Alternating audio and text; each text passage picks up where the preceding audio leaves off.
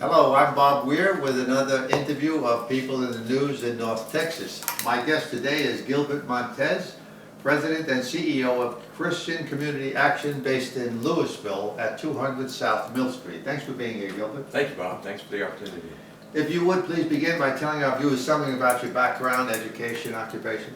Yeah, so I'm a native of West Texas, San Angelo to be specific, and graduated from Angelo State out there. My family and I moved here when I worked for GTE. Some folks remember that as the predecessor of Verizon, and so moved here with that job opportunity here. We moved here in '94, and my daughters went to school here, graduated from Marcus High School, and they're now grown and married, and we have 5 of the most beautiful and smartest grandchildren you've ever laid your eyes on. And my wife is a retired Louisville ISD school teacher, and so we have come to love the community that we're a part of these days.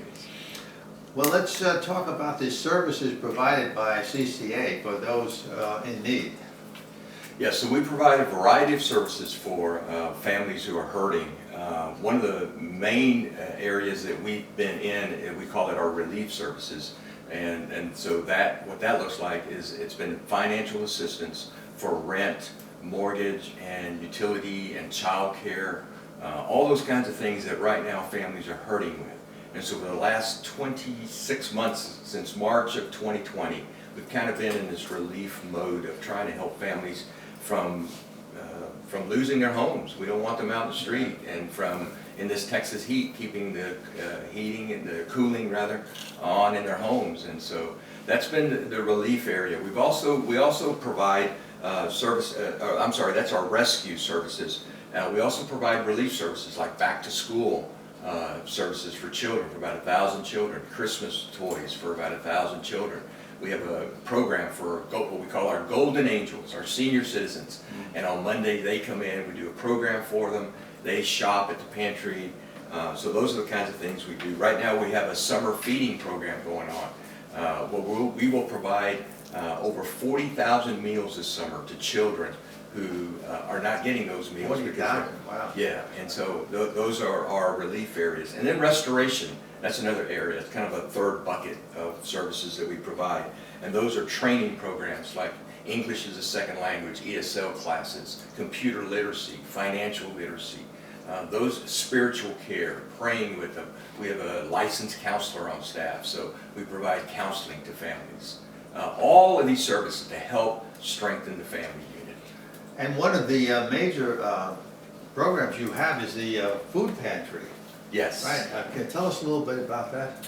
So the food pantry, and Bobby, if you've ever been in there, I think you have. When people think of a pantry, they think of a closet with a few canned foods. Yeah. This is a market. Okay, it's a small grocery store, and we're feeding over 550, roughly 550 families every week who come Monday through Friday. Our pantry is open. We do morning appointment times Monday through Friday, and then evening appointment times Monday through Thursday. So it's the largest client choice pantry in Denton County. We're very proud of the fact that's that important for people to know that you need an appointment to come over for this. So how does a person initially become part of the program? So when a family walks into CCA, they're assigned a caseworker, and the caseworker gets to know the family, gets to know their needs, asks them question of, hey, are you coming in here for rent, utility payments? Would you also need groceries on a weekly basis? Sometimes families come in with one item that they need help with, and they don't realize that we can help them with other things. Hey, how about your resume? Is your resume up to date? Can we help you with that? Really? Wow, so, that's a lot of good services. Right. I didn't even know they provide that much. Yeah, so those are our restorative programs that we call them. And so families are able to understand our services, and we connect them with all those various services. Okay, so to begin with, a person who is struggling with this downturn in the economy right now, and these are people who, many of them have jobs, they're working jobs, but they just can't keep up with the inflation. That's a great point. What we're finding is that up to 90% of the families that we are helping do indeed have jobs. And so when I talk to people out in the community, they say, well, you know, if these people would just get a job, you wouldn't have to help them. Well, they are working. They just can't make ends meet. Yeah, you could have a job and maybe you have 4 or 5 kids and you can't keep up with it. The gas is at $5 a gallon. What is that costing if you have to drive to a job? You know, how much money are you losing in that alone? So there's a lot more to it than people realize. And now, there are no charge for the food items or anything like that, right? A person goes there, as long as they're qualified. How does a person get qualified to? We have, it depends on their monthly income and size of family. Those are two of the factors that we take into account on how we qualify people. And in order to, quote, shop at the market, we give them an allotted amount. We're teaching them also how to budget. Right. And so we try to account for about 60% of what would be their normal weekly grocery bill. And so they come in and at their assigned time, and they're able to, again, quote, shop, and our volunteers take care of them, love on them, and make sure that they get what they need.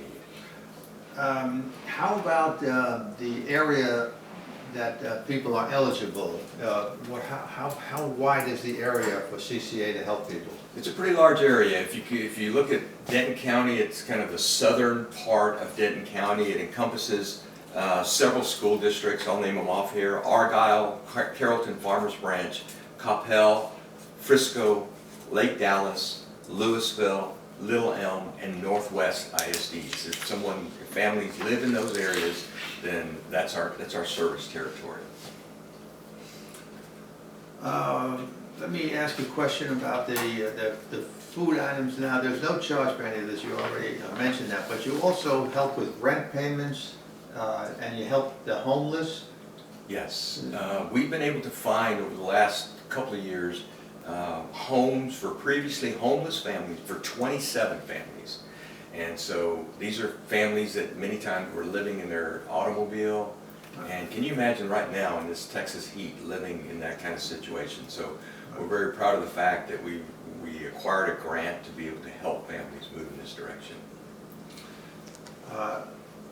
Yeah, and you mentioned the area, and there's a lot of area that they can avail themselves of. Has CCA been able to keep up with the demand during the pandemic and the inflation? We've been stretched. Our budgets have been stretched, and that's the reason that we have continuously made a call to the community to help us continue funding these services that we provide. In fact, this month, June, will probably be the highest amount of money distribution to families that we've experienced in this calendar year. It's just been a growing need that our families have presented before us. How is CCA funded? Well, and so it's individuals. Most of our money comes, funding comes from individuals in the community. I like to think of it as neighbors helping neighbors. We're helping people in this designated area, and people who are contributing live in this area. So we're helping our neighbors when we contribute. We also have foundations that we apply to, government grants that we get. We've been scouring any and all kinds of places for funding so that we don't turn people away. And if someone wants to send donations, what's the website? It's ccahelps.org, ccahelps.org. Right, and that is on the written portion of this as well. So if people want to find more information, they can go on there.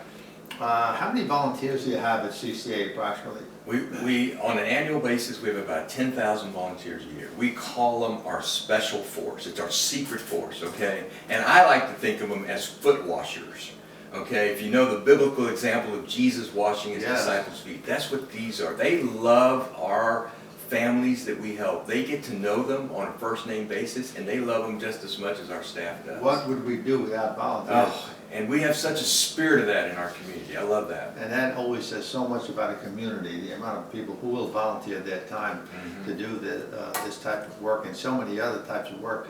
All right, we're being grabbed by the clock here. It goes so quickly. Is there anything you'd like to add before we close? I just want to make mention of two things. Sure. One, we have a fundraiser. We do one fundraiser a year. It's a 5K run, 1 mile walk. And it occurs on September 24th of this year, and we do it every year in conjunction with Louisville's Western Days. So it's downtown Louisville. It's a flat course for those runners.